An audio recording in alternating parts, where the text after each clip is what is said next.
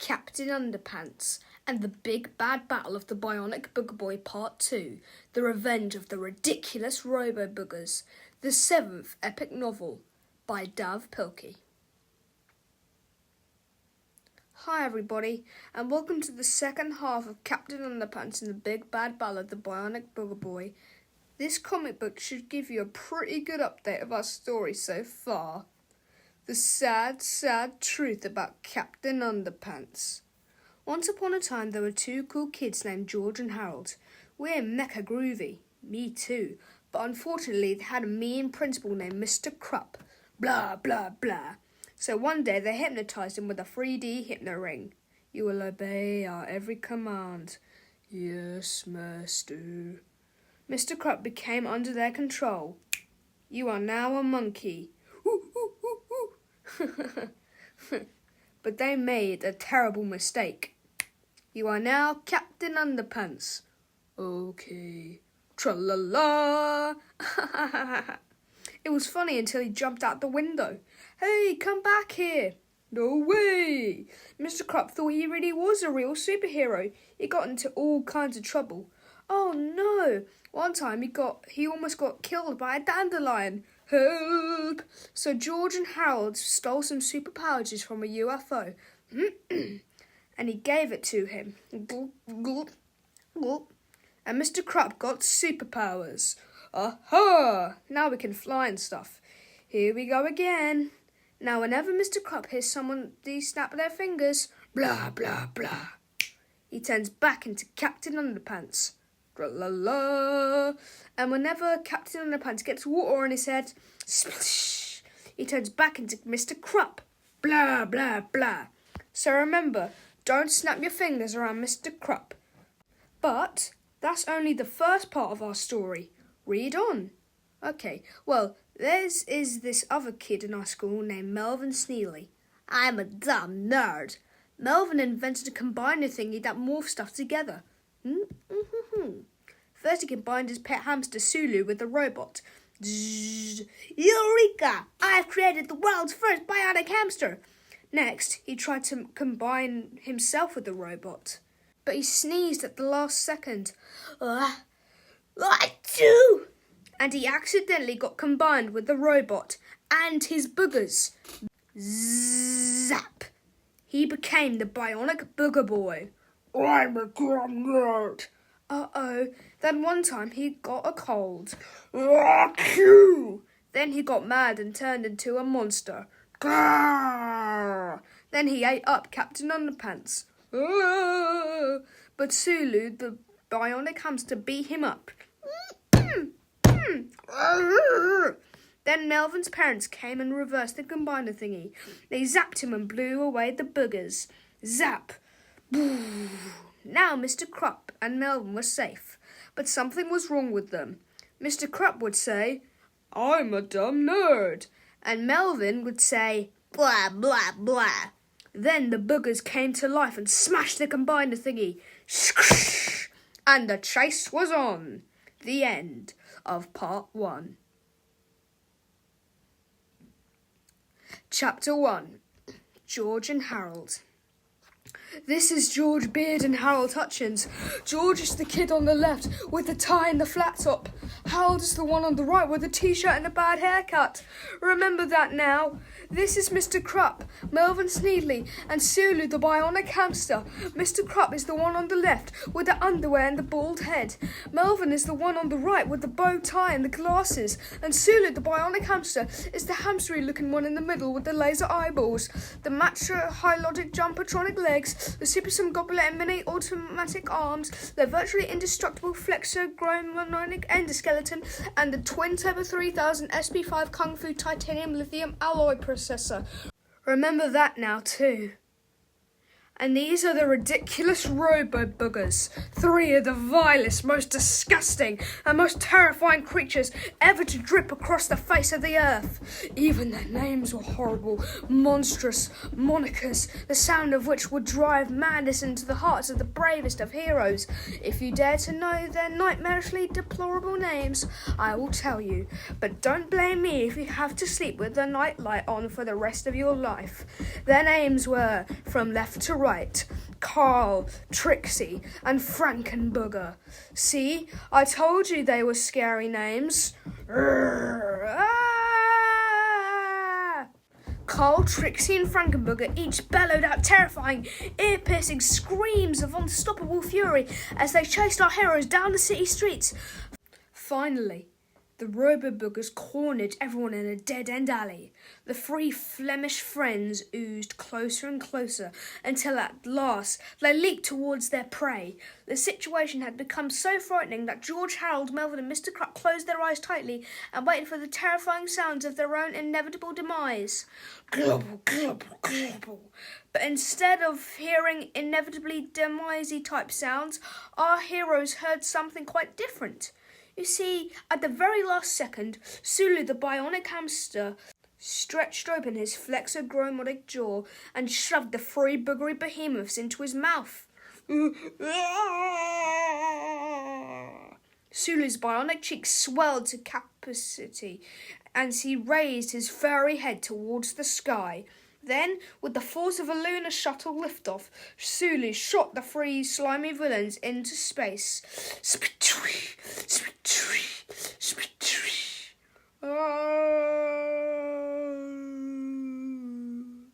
The three ridiculous Robo-Boogers sailed through the sky like cannonballs.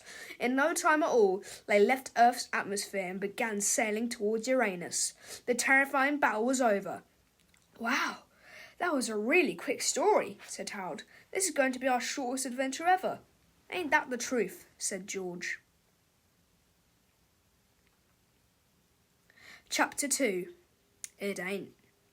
Unfortunately for George and Harold, their adventure had only just begun. As everyone walked back to the school, a confusing argument got underway. I want my hamster back, said Mr. Krupp. Your hamster, said George. First of all, he's our hamster now. And second of all, he never belonged to you. He belonged to Melvin. I don't care who he belongs to, Melvin interrupted. Hamsters aren't allowed in school, especially not in my school. I'm giving all three of you bumps of detention for bringing that furry beast into your classroom. You can't give us a detention, said Harold. You're just a kid like us. Suddenly, Mr. and Mrs. Sneedy came running towards them. Melvin, you're awake! Cried Miss Sneedley. We're so happy you're safe, son, cried Mr. Sneedley. Mummy! Papa! Cried Mr. Krupp. He dashed over to Melvin's parents with open arms. The sight of a bald, grown man in his underwear running towards them made Mr. Sneedley scream in horror. What's the big idea? He yelled, Mr. Sneedley. It's me, Papa, cried Mr. Krupp. Don't you recognize your own son? Get away from us, you weirdo! Miss Sneedley yelled as she hit Mr. Krupp with her handbag. Oh! Melvin ignored the commotion as he walked past them all and went into the school. Melvin stormed upstairs and headed for the school office. Everyone except Miss Anthrope had already gone home for the day, and she was getting ready to leave too. Just where do you think you're going, woman? Shouted Melvin. Miss Anthrope turned and stared in shock at the fourth grader standing behind her. What did you just say? She cried in a voice that was rapidly becoming a scream. Who do you think you are? I'm the guy who's gonna fire you if you don't get me my coffee. Now! Yelled Melvin. Normally, school secretaries don't have the authority to hang a child from a coat hook by his underwear, but today had been a particularly stressful day for Miss Anthrope. She had been covered in snot, carried through town by a rampaging robotic monster, and worst of all, forced to chaperone an elementary school field trip. Now it was payback time. Chapter 3. Mr. Melvin and Croppy the Kid. Miss Anthrope collected her things and left for home, grumbling under her breath as she passed George and Harold in the hallway. The two boys could hear Melvin's angry shouts coming from down the hall, so they went to the office to investigate. While they were getting Melvin off the hook, Mr. Krupp ran into the office sweaty and out of breath. You guys have got to help me, he cried. Mom and Dad are trying to kill me. Has the world gone mad? Relax, Einstein, said George calmly, and put on some clothes. George and Harold had already figured out what was going on, so they tried to explain the situation to Melvin and Mr. Krupp. You see, said Harold, after you guys got morphed together by the Binatron 2000, we switched the batteries around and separated you, but for some strange reason, it switched your brains around. Now, Mr. Krup's brain is inside Melvin's body, and Melvin's brain is inside Mr. Krup's body. That's a bunch of bunk, yelled Melvin. Take a look and see for yourselves, said George. He pulled a full-length mirror in front of Mr. Krupp and Melvin. They looked at themselves in astonishment. And I am old and fat and bald and ugly, cried the guy who looked like Mr. Krupp but had Melvin's brain. And I have bad breath and creepy nose hairs. And hey, yelled the guy who looked like Melvin but had Mr. Krupp's brain. At this point, you might be saying to yourself, dang, this book is getting confusing. Now, don't worry, this will all get cleared up by the end of chapter 17. But for now, let's rename the two characters who have the right brains and the wrong body, shall we? Let's name the kid who looks like Mr. Krupp but has Melvin Sneedley's brain, Mr. Melvin. And we'll call the kid who looks like Miss Melvin Sneedley but has Mr. Krupp's brain, Kruppy the Kid. Please refer to the handy X-ray chart below in case you get mixed up. Melvin's brain, Mr. Melvin. Mr. Krupp's brain, Kruppy the Kid.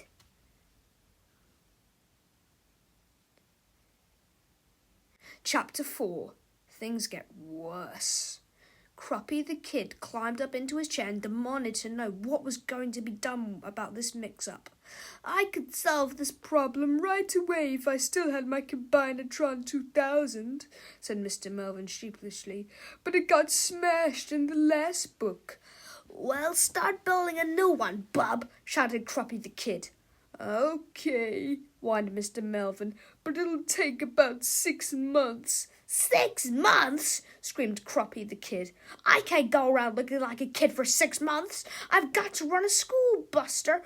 Sorry, Mr. Melvin whimpered, but building a cellular combiner is extremely difficult. It takes time. It's not easy like building a robot or a time machine or a photoatomic transencapsulating yactophan triplazan ziptomizer. Hey, wait a second, said George. Did you just say that building a time machine was easy? Yeah, said Mr. Melvin. It just takes a day or two. Why? Well, why don't you just build a time machine? Asked George. Then you can go back in time to before the Combinatron 2000 got smashed, grab it, and bring it back to the present time. Mr. Melvin thought for a moment, and then his eyes lit up. I've got it, he said, snapping his fingers. I'll build a time machine, then go back in time to before the Combinatron 2000 got smashed, grab it, and bring it back to the... Hey, what the heck is he doing? Everyone turned and looked at Kruppy the Kid, who had just stripped down to his underwear and was now trying a red curtain around his neck. Oh no, screamed George. Get some water! Get some water! Harold ran out to the drinking fountain, but he was too late. Kruppy the Kid shouted a triumphant tra-la-la, then turned and flew out the window. Chapter 5. Things get worser. Did you guys just see that? Cried Mr. Melvin. I mean, Kruppy the Kid just flew out the window. He flew. Yeah, we know, said George with a sigh.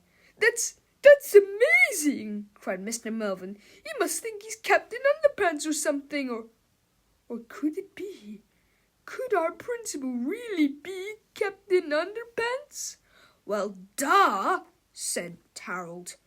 But Mr. Krupp doesn't look anything like Captain Underpants, said Mr. Melvin frantically. Captain Underpants is bald, and Mr. Krupp usually has hair. Hey, I know, maybe Mr. Krupp wears a toupee. I thought you were supposed to be in the gifted stream, said George. But how can he fly? Where did he get his superpowers? Asked Melvin. It's a long story, said Harold. Mr. Melvin calmed down a bit, walked confidently across the room, and sat in the principal's chair. He leaned back and smiled a devilish grin. Well, why don't you go ahead and tell me about it, said Mr. Melvin. I've got all the time in the world. Chapter 6. Things get worserest. George and Harold had no choice but to come clean. They told Mr. Melvin the whole story of Captain Underpants, and if any of you who are watching this Audible book don't know about the full story of Captain Underpants, listen to my 6 other Audible books before reading this one. How they had hypnotised Mr. Crop, how he drank the alien superpower juice, and how his superpowers must have somehow got transferred into Melvin's body along with Mr. Crop's brain. While George and Harold were talking, the smile on Mr. Melvin's face grew wider and wider and eviler and eviler. "What are you smiling about?" said George. "This is serious." "Yeah," said Harold. "We're all in big trouble if we don't switch things back to normal." "Correction," said Mr. Melvin. "You guys are in big trouble. All my troubles are over. I, Melvin Sneedley, am gonna get back into my old body, but keep those superpowers for myself. I'm gonna become the world's first superpowered kid." "Hey, you can't do that," said Harold. "I can do whatever I want," snapped Mr. Melvin.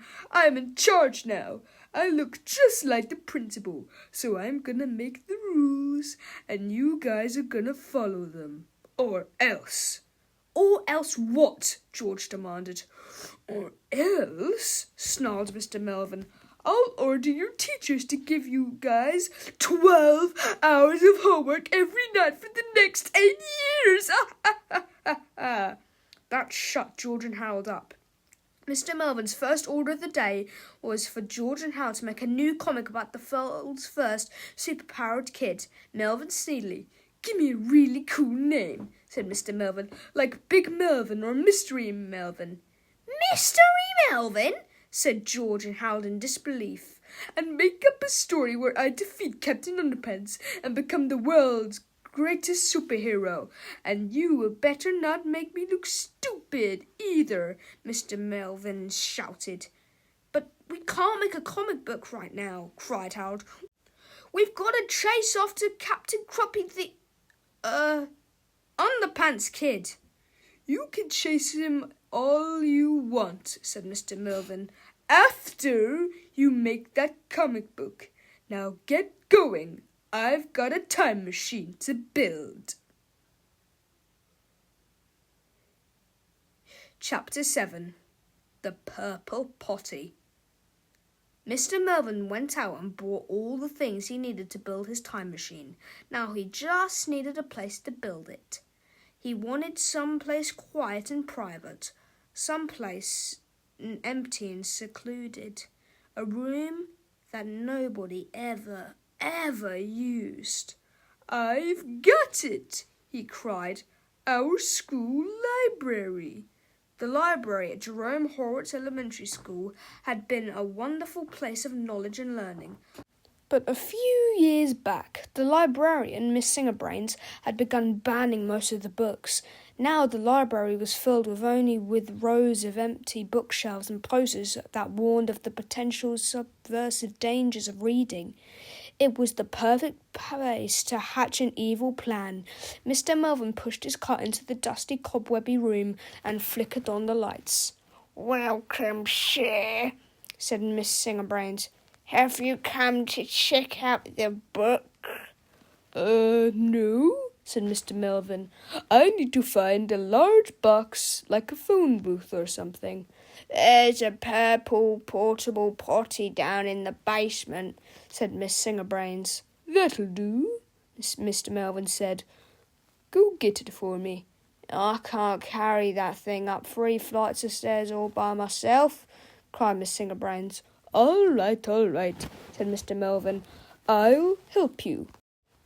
Mr. Melvin supervised while Miss Singerbrains carried the heavy potty to the top of the treacherous steps. "Good job," said Mr. Melvin. "Now go clean out your desk. You're fired." "Fired?" cried Miss Singerbrains. "What for?" For the rest of your life," said Mr. Melvin. Chapter 8. Meanwhile, back in outer space. A team of scientists working at the Peacock Order of Professional Space and Interplanetary Explorers, Poopsie, were on their way to investigate the planet Uranus when they came across something that was very strange. Major Buzz Tomsky and his crew had just discovered a bizarre cluster of what appeared to be robots and toilets resting on the planet's surface. The astronauts were so busy looking at their monitor that they didn't notice the 3 slimy, squishy, boogery thingies speeding towards their spaceship. Split. Chapter 9. Ground Control to Major Tomsky. Suddenly, a very concerned voice came across the Poopsie space phone. "What's going on up there, Bob?" asked Ground Control. "We're okay," said Major Tomsky as he unzipped the cockpit's window screen for a better look. "But it appears our ship has just been splattered by 3 unidentified squishy objects." "That does it," said Ground Control. "This mission is just getting too strange. I want you guys to turn that ship around and come on back home." "Will do," said Major Tomsky. He pushed in the clutch, shifted the ship into reverse, and in no time at all, the Poopsie shuttle was headed back to Earth, with 3 giggling stowaways hanging on for the long ride home. Chapter 10. Mean Mr. Melvin. The next day, Mr. Melvin was putting the finishing touches on his time machine when he heard cries of laughter out in the hallway. He opened the library door and saw a group of 3rd graders happily reading George and Harold's newest comic book. Mr. Melvin stomped down the hall, grabbed the comic books out of their hands and gasped in horror. "What the?" he screamed as he glared at the comic book's cover.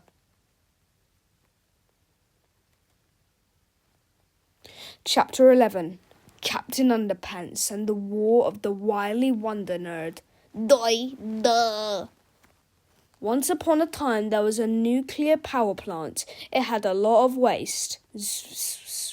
The waste was supposed to be taken to a dump, but one barrel fell off the truck that was taking it. The barrel rolled down a hill and landed in a cotton field. Glug, glug, glug, glug.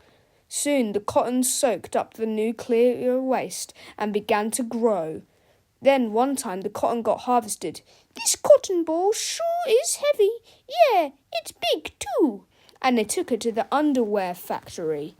The cotton got made into underwear. "Hey, it's glowing." Soon, "Look, Melvin, there is a sale on glow-in-the-dark underwear." "Duh, me want some, Mommy. Duh." Soon, Melvin had his very own pair. "Now you're the coolest kid ever." "Duh, I sure am." But that night, the radioactive underwear made him grow. And grow. And grow. And he grew so big that he crashed through his house. So he walked to school. I'm grumpy. Boom, boom, boom, boom.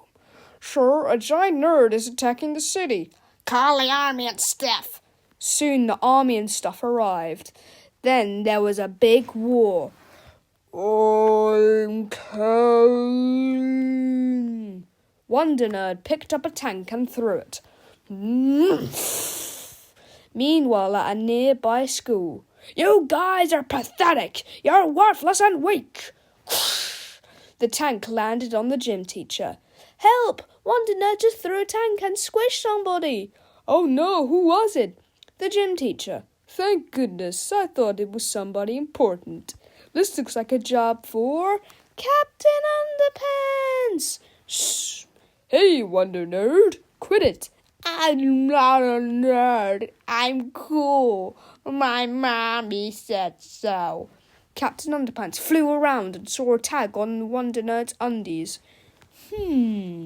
Aha! I got you." "Okay, do whatever you want, but please don't dunk me in the lake." "Huh?" "You can kill me, but please don't dunk me in the lake, I pray it." "Oh yeah? Well, maybe I will dunk you in the lake." "Oh heavens, no!" "I'll show you." "No way!" "Ha ha, get ready." "Oh man." "Hey, what the? "Ah, my underpants got wet. It's shrinking. Hey, birdie, birdie. And the birdie made his big head pop.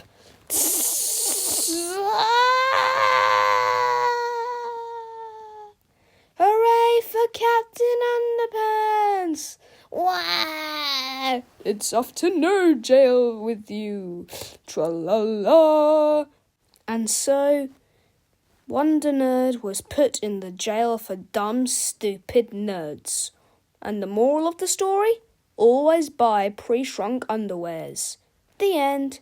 Treehouse Comics, Inc. Chapter 12. Mad Mr. Melvin. Mr. Melvin was furious. He marched into the office and turned on the school intercom. George Beard and Harold Hutchins? He shouted over the loudspeakers. Meet Mr. Mr. Krupp in the school library right now! We have a library? Said George. After about 20 minutes of searching, George and Howard finally came across a room that they had never seen before. They entered cautiously, stepping quietly past rows and rows of empty bookshelves until they met with Mr. Melvin. I told you guys to give me a cool name and not to make me look stupid, Mr. Melvin screamed, clutching their comic books in his sweaty hand. Oops, said George. I thought you said to give you a stupid name and not to make you look cool. Yeah, said Howard. It was an honest misunderstanding. Mr. Melvin threw the comic book to the ground, then led George and Howard over to the purple potty. Remember when I had that great idea to build a time machine? Asked Mr. Melvin. Actually, said George, that was my, well, here it is, Mr. Melvin interrupted triumphantly, and you two smarty pantsers are going to test it out for me. Huh? Said Harold.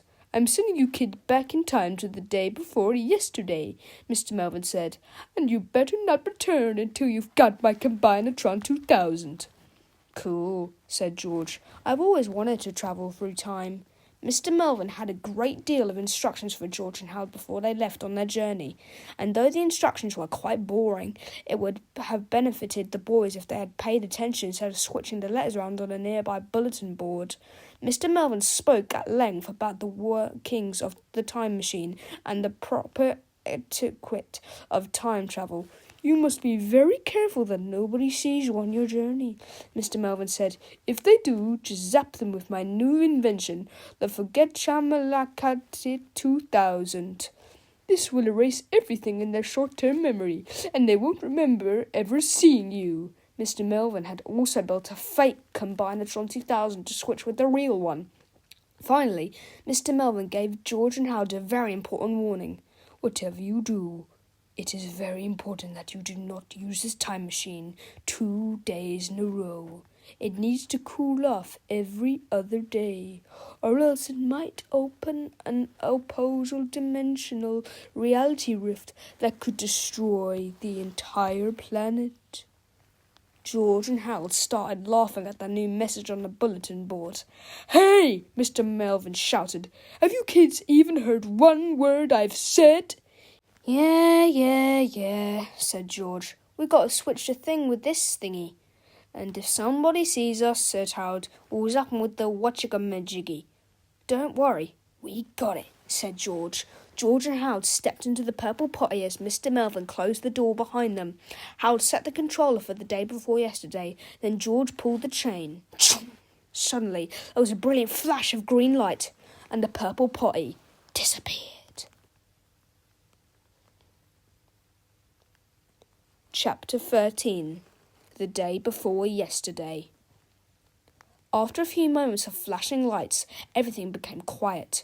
Harold opened the potty door and peeked out into the darkened library. Cautiously, the two time travellers stepped into the library window and looked out. There they saw Melvin's father, Mr. Sneedley, zapping the Bionic Booger boy with the blast from the Combinatron 2000. Been there, said George. Done that, said Harold. In the corner, George and Harold found a coat and a hat, which belonged to Miss Singerbrains. Immediately, they thought of a plan. Harold put on the coat and Harold climbed onto George's shoulders. "I sure hope this disguise works," said Harold. "It better," said George. "We can't risk letting them recognise us." Soon, George and Harold were at the scene of the action. Mr. Sleedy had just found the Combinatron 2000 a second time, and now the boys were ready to make their move. Excuse me, Mr. Sneedley," said Harold, trying very hard to sound like a grown-up. "I'd like to present unto you the most brilliant science guy of the whole wide world award." "Really?" cried Mr. Sneedley. "It's always been my dream to win that award." "But first," said Harold, "I'd like to have a look at that combine thingy." "Okay," said Mr. Sneedley. He handed the Combinatron 2000 to Harold and smiled proudly. Said Harold, "I need to look at it behind those bushes over there."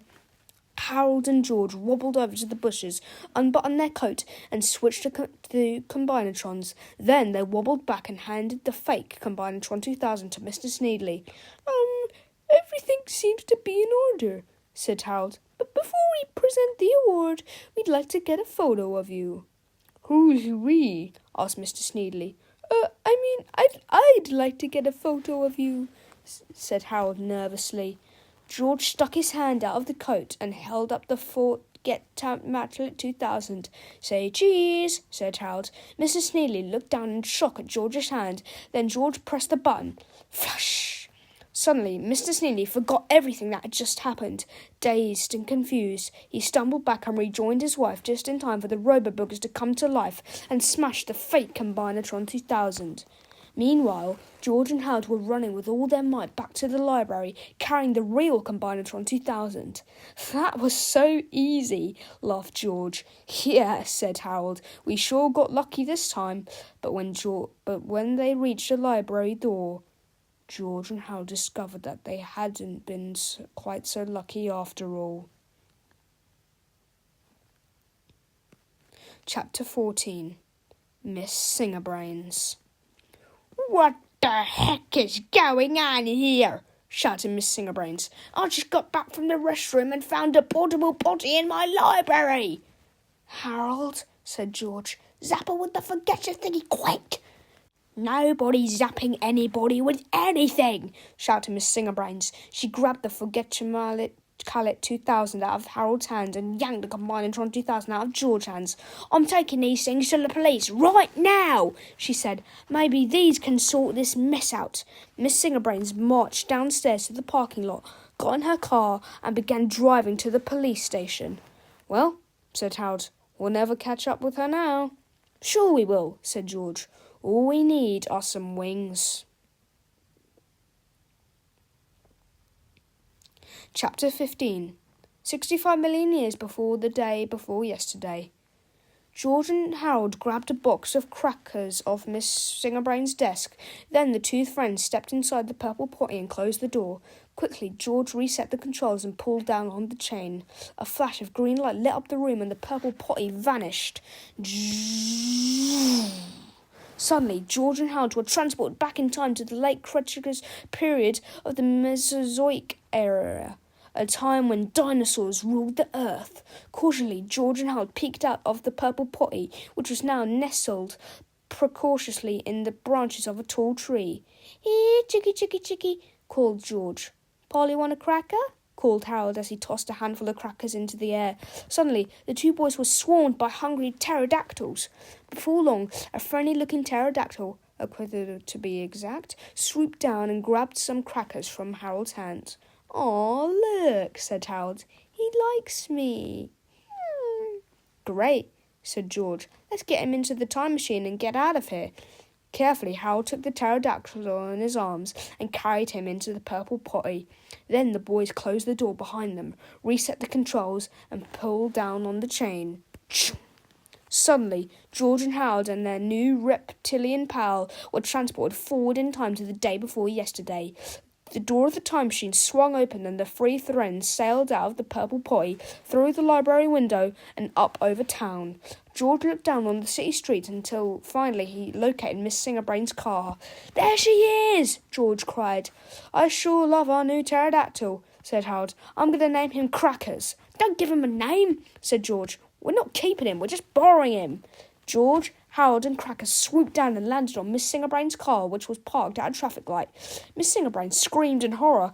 Ah! Wait, cried George. There's no reason to be afraid. You're just dreaming. I'm dreaming? Asked Miss Singerbrains. Sure, think about it, said Harold.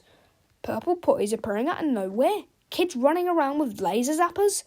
Tesaurus landing on your car. This stuff only happens in dreams. Gosh, you're right, said Miss Singerbrains. But it all seems so real. Well, trust us, said George. In a few minutes you won't remember any of it. Before long, George, Harold and Miss Singerbrains were all gliding back to school with their good old pal Crackers. The Combinatron 2000 and the Forget-Your-Mallet 2000 were safe once again. Soon they arrived back at the library. I'll keep an eye on Miss Singerbrains, said George. You take that pterodactyl back where we found him. Oh, can't we keep him? Asked Harold. No, said George sternly. He belongs in his own time. Now take him back. Oh, man, said Harold. Sadly, Harold carried Crackers into the purple potty and closed the door. After a few seconds, the time machine disappeared in a flash of green light. A half hour later, another flash of green light filled the room, and the purple potty was back. What took you so long? Asked George. Nothing, said Harold. Did you have any trouble taking Crackers back to his home? Asked George.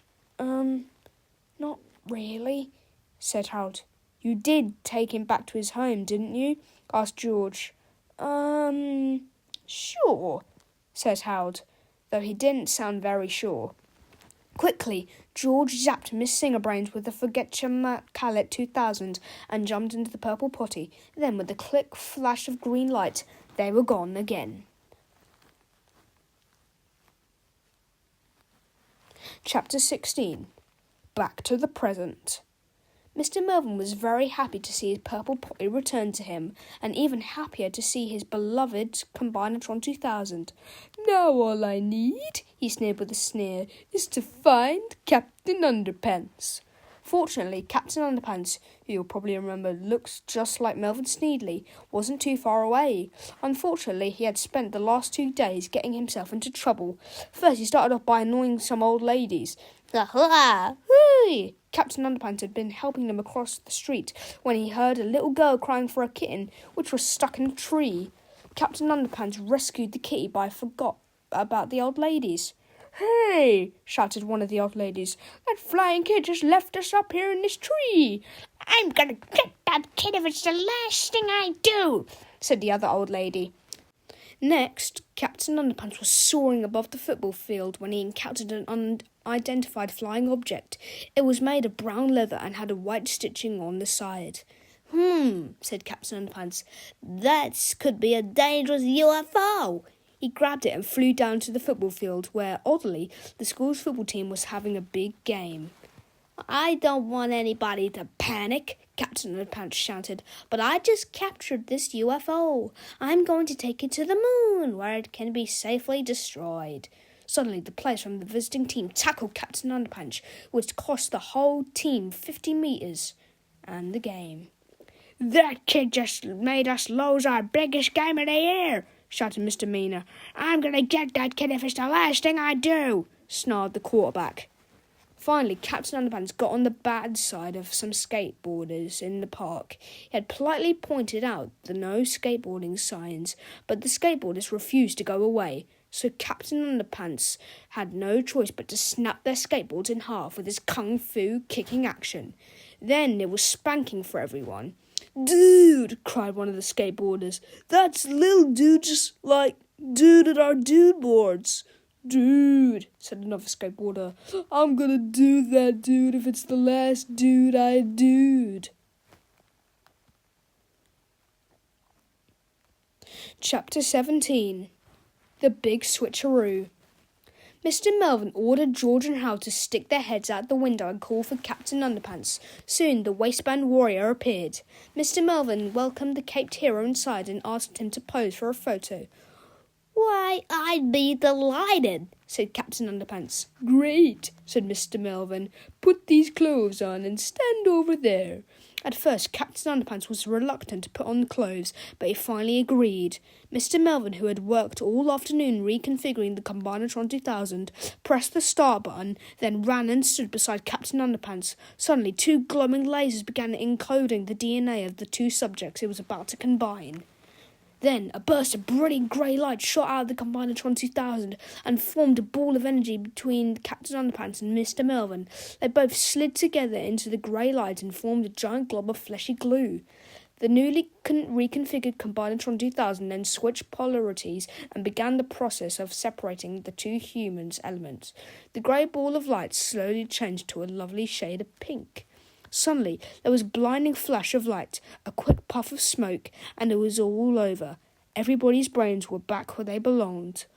Wow, that sure was a weird camera, said Captain Underpants, who now looked exactly like Captain Underpants. Can I take these clothes off now? They're bad for my image. Go right ahead, said Miss Melvin Sneedley, who now looked exactly like Melvin Sneedley. Finally, it looked as if everything was back to normal, but as we all know, looks can be deceiving. Chapter 18. The Return of the Ridiculous Robo-Boogers. Just then, the Poopsie space shuttle landed at Piqua International Airport. It wasn't the smoothest of landings due to the fact that 3 robotic boogers had just eaten most of the shuttle's tail fin and nearly all of its rocket thrusters. Major Tomsky and his crew had barely escaped with their lives. Inside the school library, Captain Underpants heard the astronauts' panicked cries coming from the airports. This looks like a job for me! And with a mighty tra-la-la, he leaped out the window and fell 3 stories to the ground. Whoosh! George and Howard screamed and ran downstairs. Captain Underpants, cried George. Are you okay? Speak to us, cried Howard. Captain Underpants slowly lifted his head in confusion. Mummy, he said weakly, my train went swimming in the piano. Meanwhile, over at Piqua International Airport, Carl, Trixie and Frankenberger had just finished eating the space shuttle and now were starting to munch on the control tower. The 3 globby gluttons grew bigger and bigger with every enormous bite. Come on, Captain Underpants, cried George. You've got to save those people. But I forgot how to fly, Captain Underpants said sheepishly. You didn't forget, laughed Melvin Sneedley, who was now floating above their heads. You've just lost your superpowers, but don't worry, they've been safely transferred into my body. Now I'm the world's greatest superhero. Melvin, cried George, those robo-boogers came back to Earth. They're attacking people at the airport. You've got to help those people. I'm not doing a thing until you guys change that comic book, Melvin said, and you better make me look cool this time. But there's no time, cried Harold. Those people need your help now. Well, you better start drawing then, our boy, said Melvin. Chapter 19. Never underestimate the power of underair. George and Howard begged Melvin to use his superpowers to save the day, but Melvin continued to refuse. Finally, Captain Underpants stepped in. You may have taken away my superpowers, the waistband warrior said, but I still have the power of underwear on my side, and nobody can take that away from me. Captain Underpants turned and ran towards the airport. Melvin, cried George frantically, if you don't do something, those boogers are going to kill Mr. Krupp. That's not my fault, said Melvin. You're the ones who wrote that stupid comic book about me. Now change it or else. George and Howard looked at each other. Their choice was simple. Either fight with Captain Underpants and probably die, or give in to the dark side and live. The 2 boys turned and ran to the airport.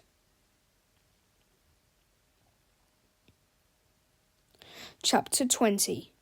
Booger Brunch. George and Howard quickly caught up with Captain Underpants. Soon they were all at the airport witnessing the carnage of the ridiculous robo-boogers.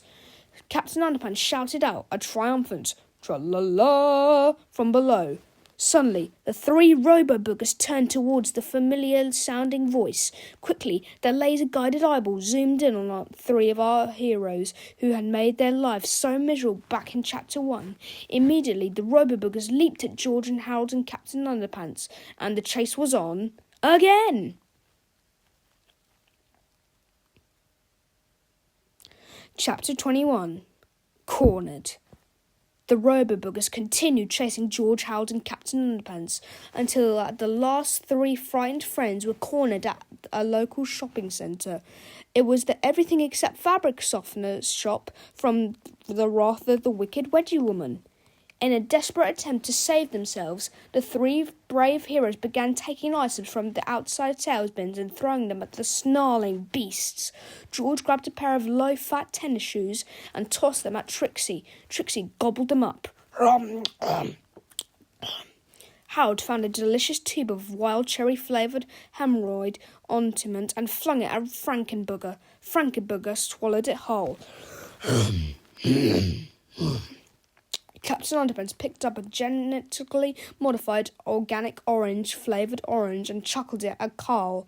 Carl chewed it up with a smug grin.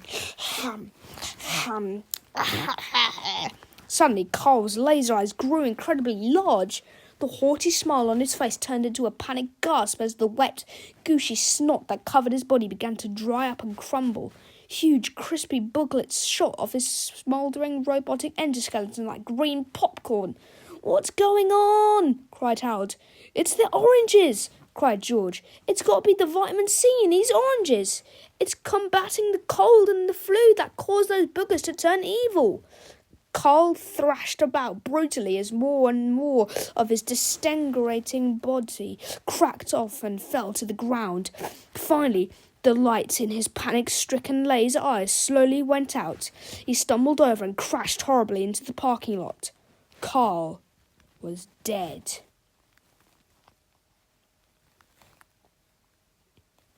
Chapter 22. Vitamin See You Later. George, Harold and Captain Underpants quickly began chucking oranges at Trixie and Frankenbooger, but the two remaining robo-boogers had got wise to the power of vitamin C.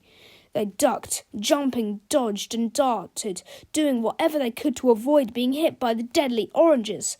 "Hey, I've got an idea," said Captain Underpants. He grabbed 2 crates of oranges and ran off, while George and Harold continued flinging fruit ferociously. "Where does he think he's going?" said George. "I don't know," said Harold, "but his idea better work. We're running out of oranges." Soon, George and Harold were down to their last 2 oranges. They threw them as hard as they could, but alas, the potent projectiles missed their terrifying targets. Trixie and Frankenbooger grabbed George and Harold and dangled them above their gigantic mouths. "Well," said George, "it looks like this is the end." "Yep," said Harold. "It was nice knowing you, pal." Suddenly, the robo-boogers heard a familiar tra-la-la coming from somewhere over on the next page. The repulsive robo-boogers dropped George and Harold and stomped over to page 130. There, they found Captain Underpants standing at the top of a large novelty toilet on the roof of John's house of toilets. He was shouting, "Tra-la-la!" and doing a very annoying dance, which made the robo-boogers very, very angry. Chapter 23. The Underpants Dance in Flipporama. You've tried the twist, mastered the Macarena, and figured out the funky chicken. Now it's time to learn the most annoying dance ever, the Underpants Dance. It's sure to irritate parents, teachers, evil villains, and kids of all ages. Just follow the easy steps in this chapter and learn the Underpants Dance today. Step 1, the wedgie wiggle. Huh. Ha, ha, ha, Step 2, the toilet top tango. Step 3, the waistband Watusi. Step 4, the big butt booty. Ooh, ah, ha, ha, ah, ah, ah, ah, ha, hey. Chapter 24. Squishies Part 2. Trixie and Frankenburger had seen enough. They couldn't stand to watch Captain Underpants doing that stupid dance 1 second longer, so they pushed down on the seat of the large novelty toilet to hoist themselves on the roof.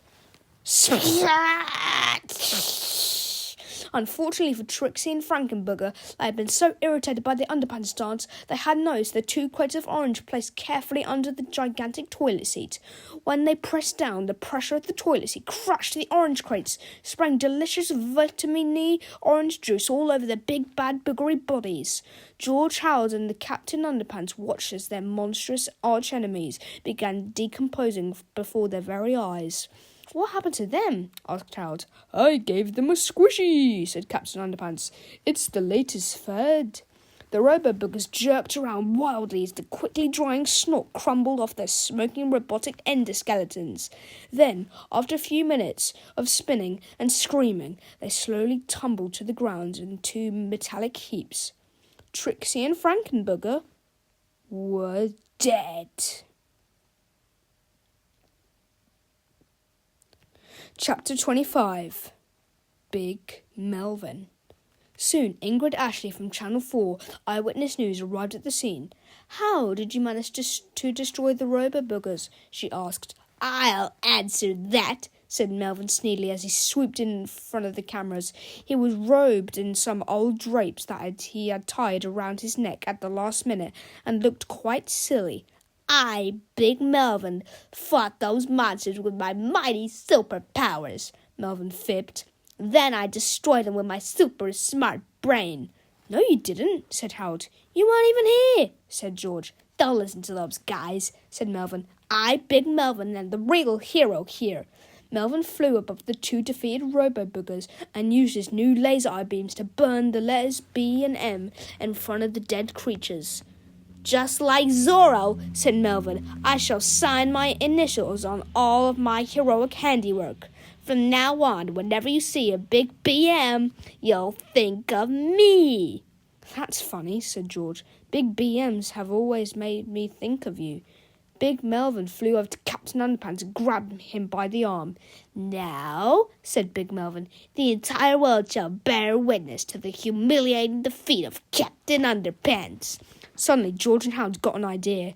They turned and ran back to the school while Big Melvin continued to threaten Captain Underpants. "I command you to bow down to me," shouted Big Melvin. Never, said Captain Underpants. "You shall bow down to me," Big Mel yelled. I shan't, cried Captain Underpants. "Then," said Big Melvin, as he untied the drapes round his neck, "you will feel the power of my wrath." Chapter 26. The Drapes of Wrath. Big Melvin held his drapes tightly, then smacked Captain Underpants in the tushy with them. "I command you to deny and accept the power of Big Melvin," he shouted. No way, Pedro, cried Captain Underpants. Big Melvin smacked Captain Underpants again. "Bow down to me," he commanded, "and I shall spare your life." Go jump off a duck, said Captain Underpants defiantly. Suddenly, George and Howard returned to the scene, out of breath and hiding something behind their backs. "Hey, Big Melvin!" shouted George, huffing and puffing. "What?" yelled Big Melvin. Howard pulled the Combinatron 2000 out from his back and aimed it at Melvin and Captain Underpants. "You shouldn't leave your toys lying around in the library, bub," he said slyly. Melvin shrieked in horror as Howard pulled the trigger. Bzzz! A blinding flash of grey light shot out of the Combinatron 2000, surrounding Melvin and Captain Underpants and squishing them together. George had reset the controller to combine them both, transfer the superpowers back to Captain Underpants, then separate them. "I sure hope this works," said Harold. "Me too," said George. Chapter 27. To make a long story short, it did. Bonk!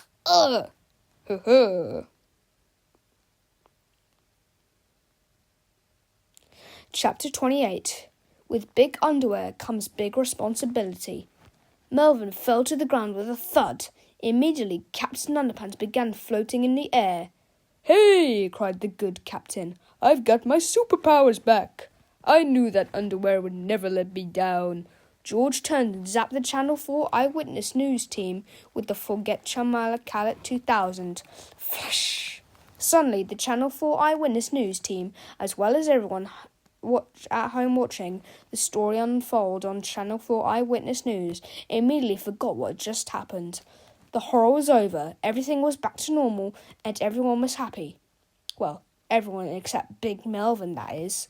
"Wah!" sobbed Melvin. "I want my superpowers back." "Oh, quit your whining, bub," said George. "You've been a total jerk for the last 2 books. You should just be happy that you didn't get your comeuppance." Chapter 29.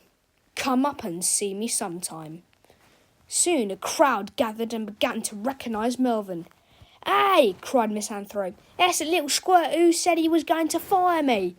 "There he is!" shouted a couple of very angry old ladies. "That's the little brat who left us up in a tree." "He made us lose a big game!" cried the entire football team simultaneously. "Dude!" yelled one of the skateboarders. "That's the little dude who duded our dude boards a few dudes ago." laughed Melvin nervously. "Maybe I'll just go home now." "Get him!" shouted the old ladies. "Ah!" screamed Melvin as he ran away, followed closely by a large group of very angry people. Chapter 30. Harold's Surprise. As Melvin and his angry mob ran off into the sunset, George and Harold had just one last thing to deal with. A quick squirt of water to Captain Underpants' face was all it took to bring him back to his crappy old self. "Well, that takes care of that," said George, and the 2 boys walked back to their treehouse. As George climbed up the ladder to the treehouse, Harold became quite fidgety. Said Harold nervously. "There's something I should probably tell you, George." But when George reached the top of the ladder and looked inside the treehouse, no explanation was necessary. "Hey," said George, "I thought you told me you took Crackers back to his home." "I did," said Harold, "back to his new home." "Harold," said George sternly, "we can't keep a pet pterodactyl. Do you know how many crackers they need to eat every day? We can never afford it." "I know," said Harold sadly, "but look how cute he is. And he's made friends with Sulu too. Can't we just keep him for one night?" "Well, all right," said George, "but we're taking him back tomorrow." Chapter 31. Tomorrow. The next day, George, Harold and Sulu returned to the school with Crackers tucked snugly into Harold's book bag. Together, the 4 friends sneaked back upstairs to the library, where the purple potty stood before them in all of its forbidden glory. "Come on," said George. "Let's give this baby another spin." "I don't know," said Harold. "Maybe we should give it a day to cool off." "Nah, I'm sure it can be used 2 days in a row," said George. "What could possibly go wrong?" "But didn't Melvin warn us not to use this machine 2 days in a row?" asked Harold.